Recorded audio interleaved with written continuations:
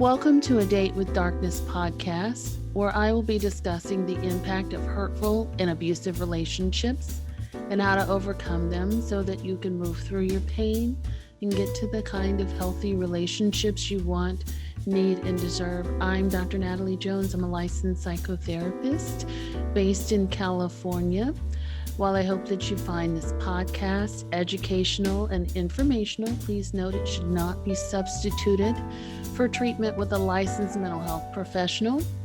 Also, due to the nature of the podcast, some of the information presented on the show can be sensitive to some of my listeners, so please note that listener discretion is advised. Hello and welcome back to the podcast. Super excited to be chatting with you guys today, and hope that you guys are doing well, having a nice week, and just managing things, while we're going through inflation and preparing for election and things like that.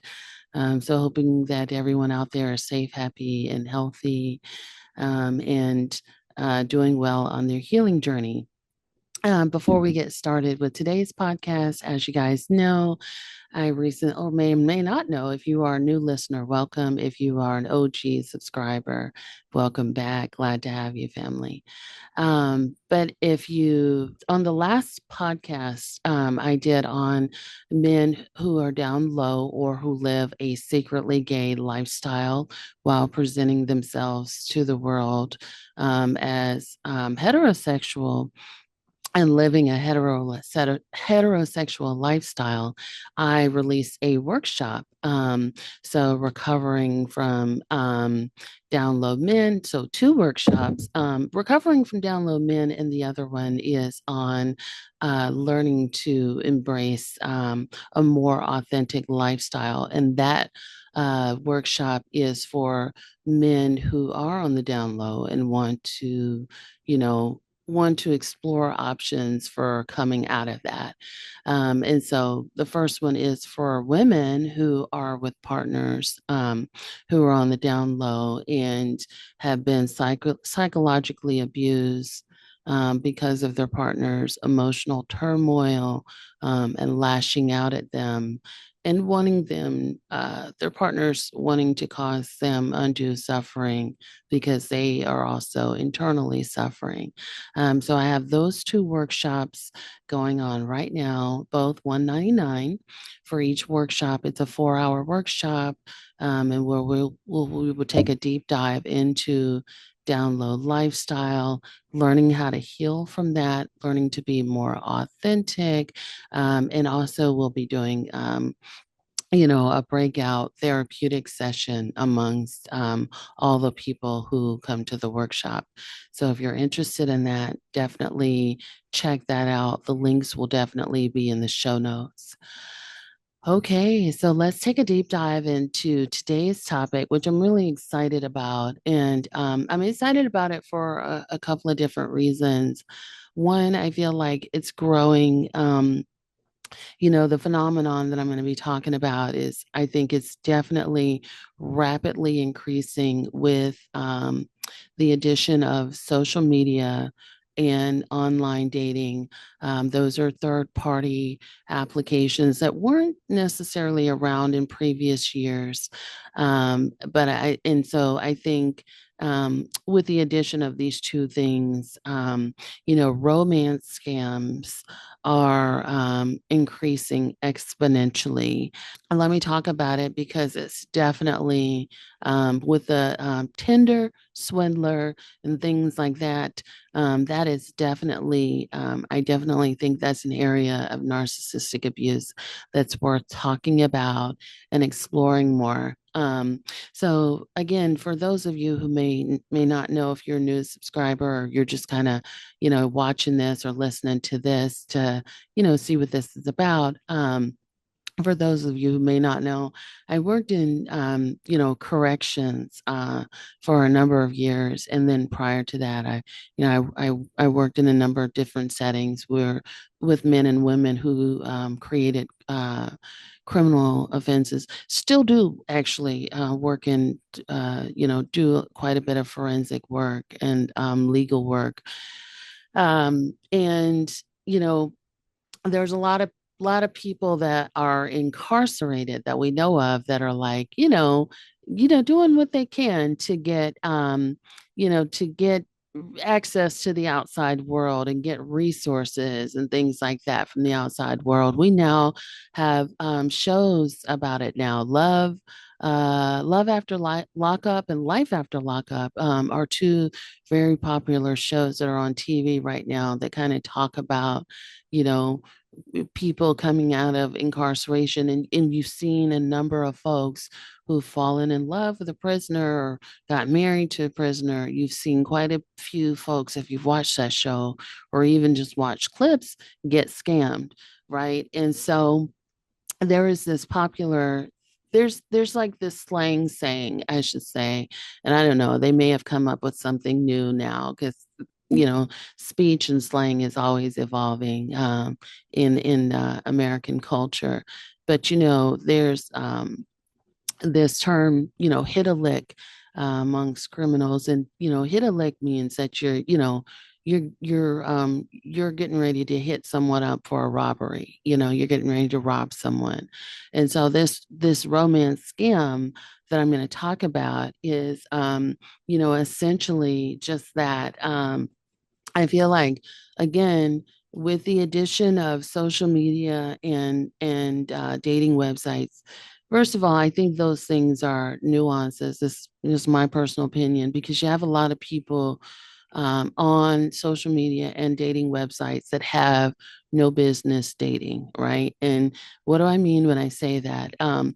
Dating, traditionally speaking, is for folks that, somewhat have life in order and who can afford the privilege to go out and date. However, with dating apps that are made accessible to everyone, you now have a unique population of people. You have homeless people or very needy people that are specifically on dating apps, trying to get resources. They're trying to get food. They're trying to hit up people that they can use for sex. They are trying to hit up people that they can use for resources. And there's no real intention about dating. It's just like, what can I get from you? And it's more like that. And I would say that that's increased exponentially, especially since COVID.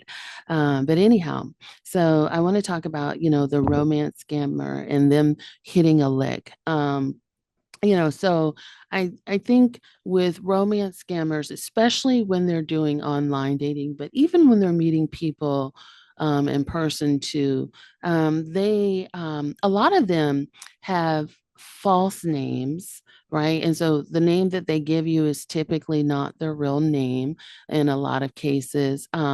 They may have false identities. So whatever they tell you about their life is a complete lie.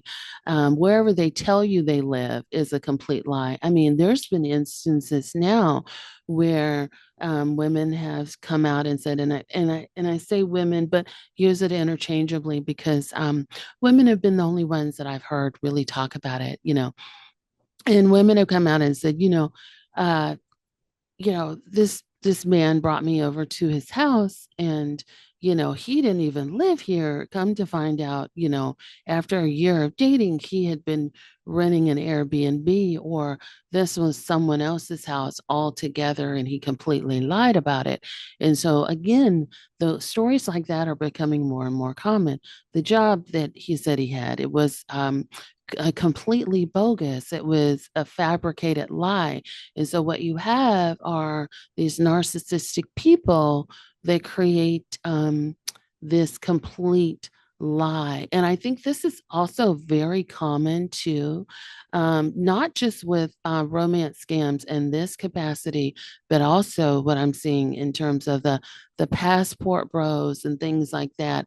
And passport bros is what they use for African American men who sort of go over to other countries and desire to, have a woman, a bride, and they try to do it on the cheap, right? And that, because they feel like American women are too expensive, and so they want to, they don't want to. They feel like they shouldn't have to come out of the pocket in order to date, or they don't want to come out of the pocket very much. So to speak. But, it again, while I'm saying passport bros, I want to say that there are men and women of all different cultures, but mostly men who do this, who go to places like Thailand or other places where they feel like they have access to women and sex, frankly, for cheap, essentially. And so I think that this is also, they also create a false identity. The other thing, too, to note about romance scammers is, a lot of times they will be married and have their own families.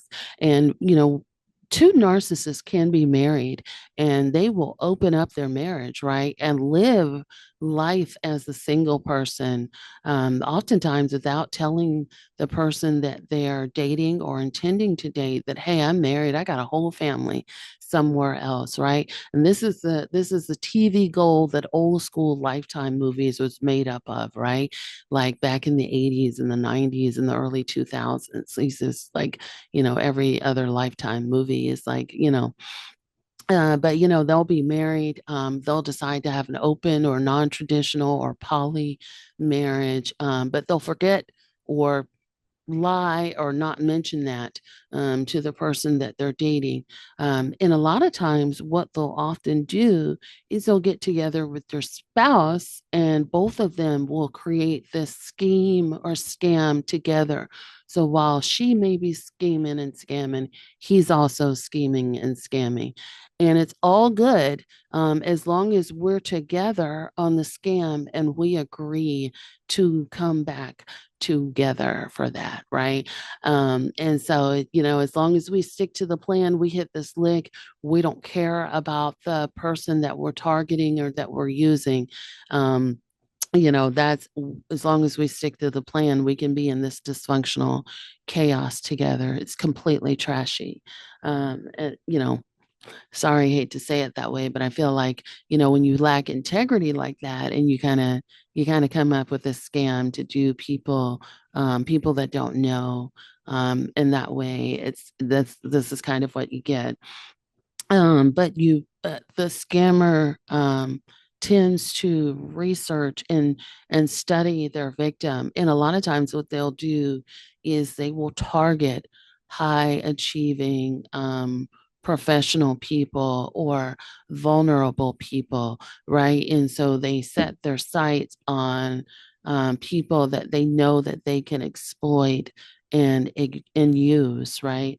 And so people that are vulnerable, maybe people that are disabled or sick or isolated or um, don't have a whole lot of social support. They don't have any sense of community, or they have very little community support, or people that are in perpetual states or deep states of grief are also vulnerable. So people who have experienced a great loss or a lot of loss are victims, but also high achievers, type A people that work a lot too, right? People that look really good on paper and that have a lot going on for themselves.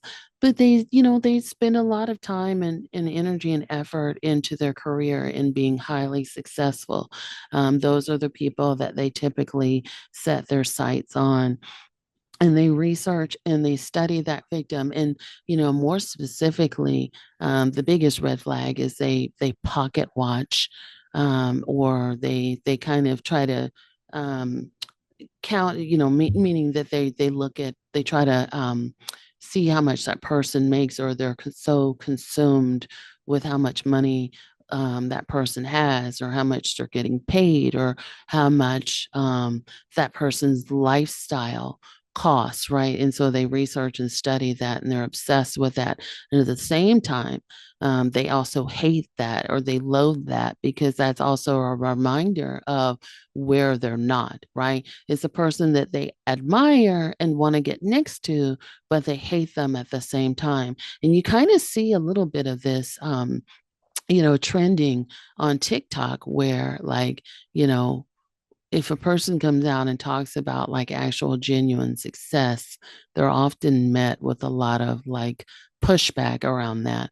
And that's sort of on a smaller scale, but I understand that now is not a good time for a lot of people. But anyhow, with a narcissist, they loathe that person, and they are very jealous and insecure, but they also want to, they they also have greedy dollar signs in their eyes, and they want to take that away from that person, or they want to cause suffering, or they feel like, hey, you can afford to suffer quite a bit because of your success, right?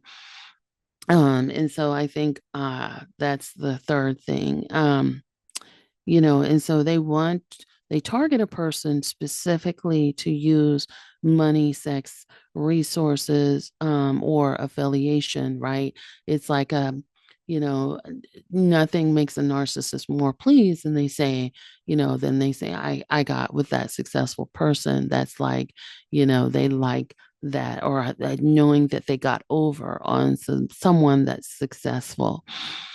Um, and then with the money part, and resources, you hear a lot about people that are on dating apps. And I think there was this one guy, I don't know what it was on, but he was a white guy, and something I saw, it's been a while ago, where he talked about very openly and very candidly, and how he was on Tinder, and how he was specifically set up on Tinder because, or some website of the sort, because he didn't have a place to go, and so he would go out on a date, and explicitly try to have sex with a woman so that he could move in with her right away. He could just crash out at her place, stay with her, and not ever have to leave. And so that he was very openly talking about, and I don't know where I saw that.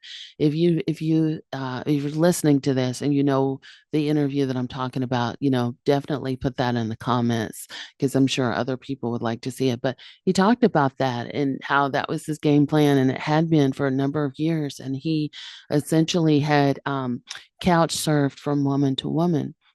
And again, although I'm speaking about uh, female victims here, I also want to be very candid and say that, men are victims too, and they're less likely to come forward because there's typically a lot more shame involved with being taken advantage of. But trust and believe, again, I've worked with the correctional and criminal population for a long time. So I know all too well that there are what I like to call Black widows out there. So there's like the female version of a woman that just sort of sucks you dry from all of your money, your resources, and all of your value. And so it's not uncommon for the narcissist to use this person, drain them completely dry of their resources, and discard once they feel like you are of no use to me anymore.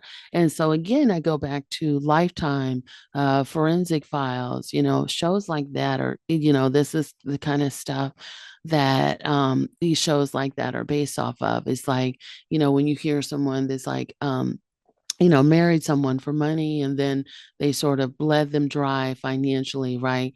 And then, um, for example, they may say, oh, well, I'll take out an insurance policy on this person and start to poison them and things like that. Full disclaimer and about that. But that's the kind of stuff that you see on TV all the time, and this stuff is really real and is becoming more and more common, including with the older population. So 60s and 70s is also still very common with the older and or geriatric population. Um, it's also, and I'll tell you another story, because one of the other places that this is also very common is which you wouldn't think, in terms of geriatric, is also nursing homes. Um, but also one of the other places that I worked uh, is rehabilitation centers. And I'm not talking about drug rehab. I'm talking about medical rehab, where you have people that are in a long-term care facility because they've experienced, you know, permanent damage from gunshot wounds or HIV or other or I should say AIDS rather, but other debilitating traumas or medical things like that. I will say that there's a high rate of people being taken advantage of and being swindled in facilities like that. It was actually, back when I was an intern, it was one of the hardest things to manage, were people being taken advantage of by the other people who lived in the facility that were higher functioning, people who would come into the facility and so on and so forth. Big, big, big problem. Um, and so when the person is while they're using that person for all of their resources and things like that, again, there's often a smear campaign that's going on simultaneously behind that person's back. Other people may know about the scam or some variation of it.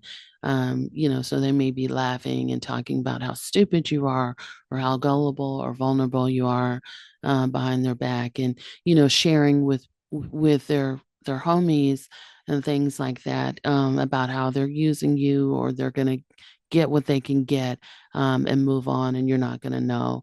And the other thing, too, is while they're talking to you, usually they've got a couple other irons in the fire, meaning that they're also, grooming and talking to other people at the same time. They want to kind of keep other people ready for when they're done with you.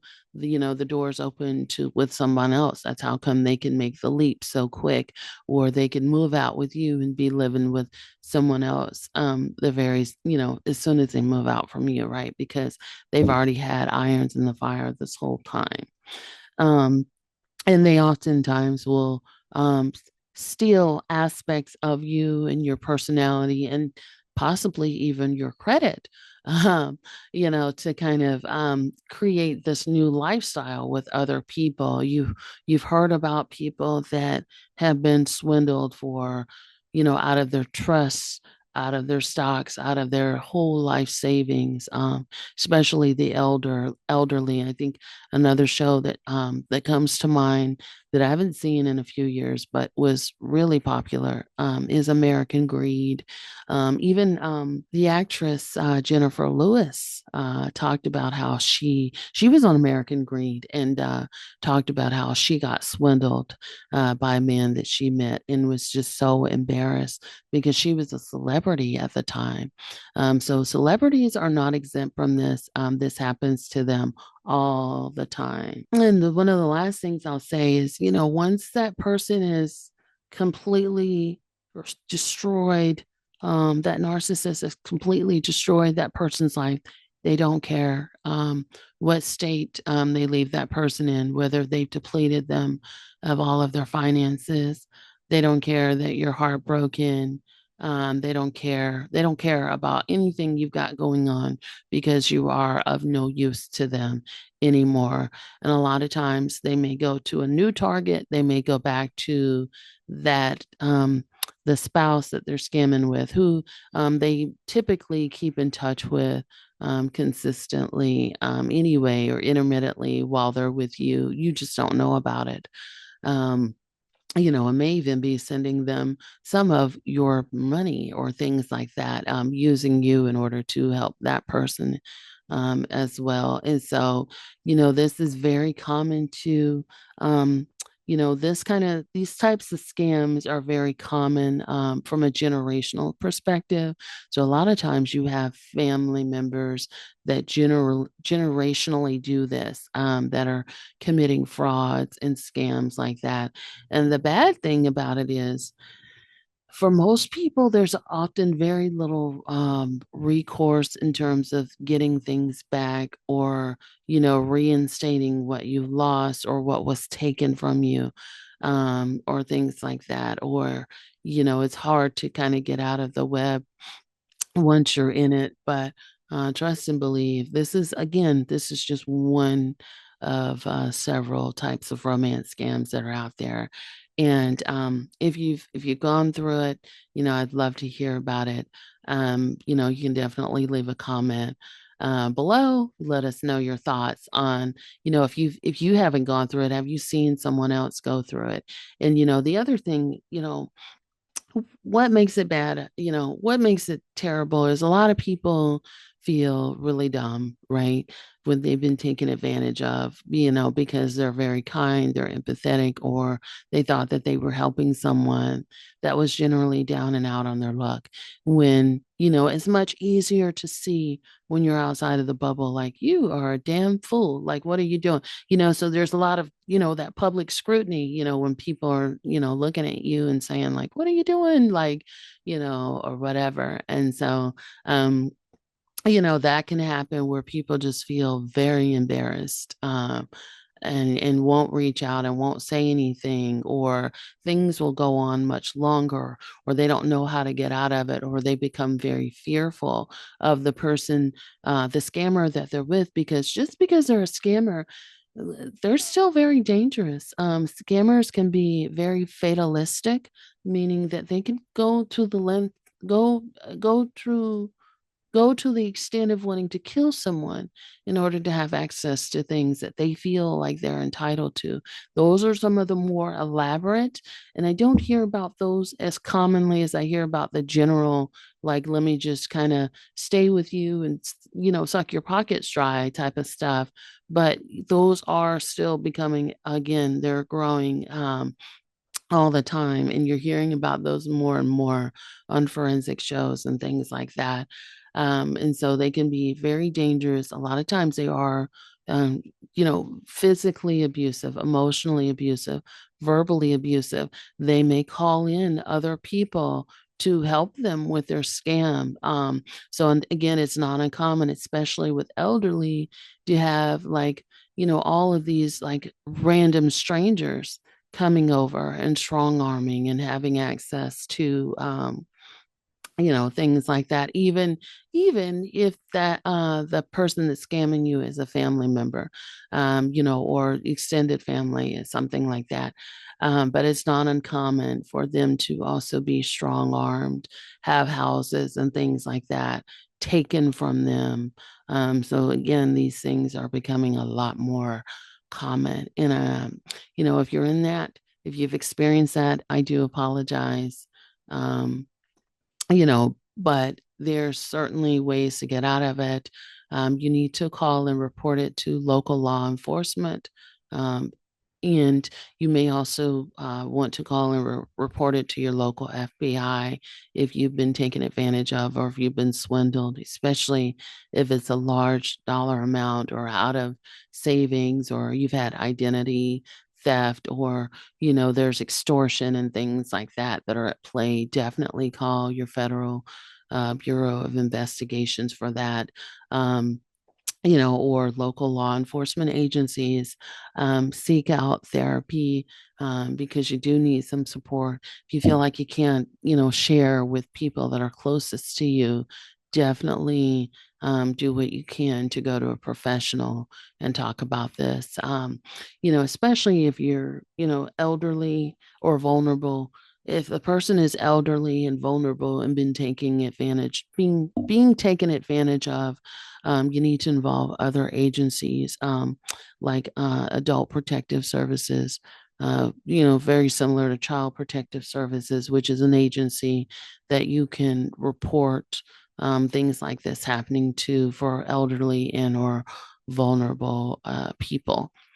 So you can definitely a therapist would be able to do that. I've done that several times. Unfortunately, in addition to child protective service reports, so it's a lot more simple. You can, they can do it with you and, involve you in every part of the process, and things like that. Maybe if you're in a facility like what I've talked about before, you can get like, patient care advocates involved or ombudsmans and things like that. So there's a lot more resources. We're still not where we need to be in terms of people being protected or even getting back some of the things that they lost, especially big things like homes, life savings and things like that. But, I think the more that people report this, the faster that we can evolve as a society. To help people. But, everyone, I think most people, if you've done online dating, if you've been dating in today's day and time, you may have experienced this, or you at least know of someone who has. And so it's becoming that common. Anyhow, I hope that you find this podcast helpful. Let me know what your thoughts are. And until next time, you guys take care of yourselves and be well.